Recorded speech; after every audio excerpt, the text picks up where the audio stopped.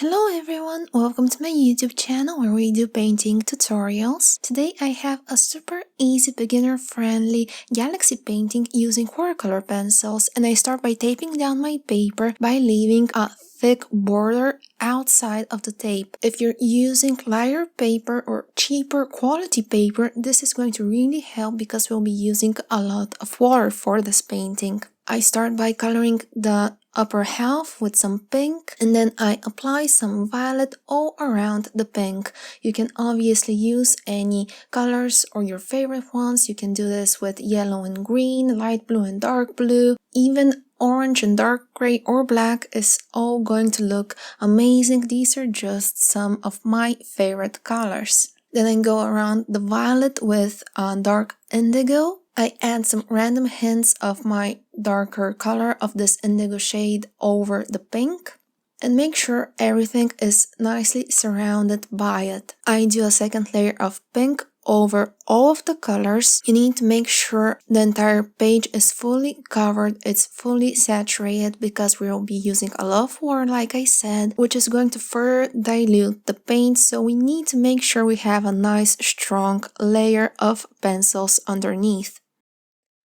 Then I take my black pencil and I color all of the edges. Make sure you get into all of those little nooks and crannies. Make sure to cover them up fully, because once we add water, if there is a blank spot, you just see it like diffuse into the night sky, and it's not really going to look that nice. So just take your time and make sure to cover the edges of the tape. And like always, you can find a full list of all of the supplies used down in the description box under this video. I take my spray bottle, that's just the mistifier I use for spraying my plants, my cacti. I got it from the dollar store, and I spray 3 to 4 times on top of the paper, focusing the nozzle directly on the pink. That way it's going to become my highlight, and there's going to be a brighter spot in it. Wherever you focus the nozzle, that is going to be your highlight. It's where the water hits first, and it's going to be the lightest area. Once everything is wet, you can tilt your notepad, your sketchbook in any direction to get some very interesting effects. And if you get any puddles of water over the tape, make sure to clean those up with a napkin, a paper towel, or even some toilet paper, so they don't go onto your white border. Then I get some white paint. You can use a white marker, gouache, opaque watercolors, anything really for this.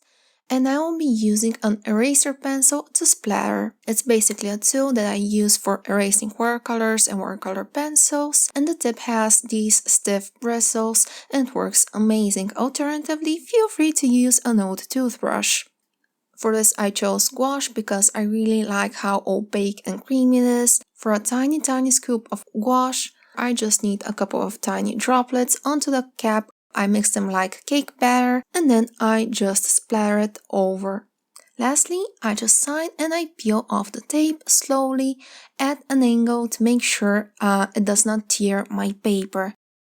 I like to give a very special thank you to my Patreon supporters for the month of December. And thank you all for watching. If you found any value in this video, please let me know by liking, commenting, and if you have not already, please consider subscribing to the channel. I'm currently trying to reach 20,000 subscribers, and it would really mean a lot to me. We'll see each other in the next video. Bye bye!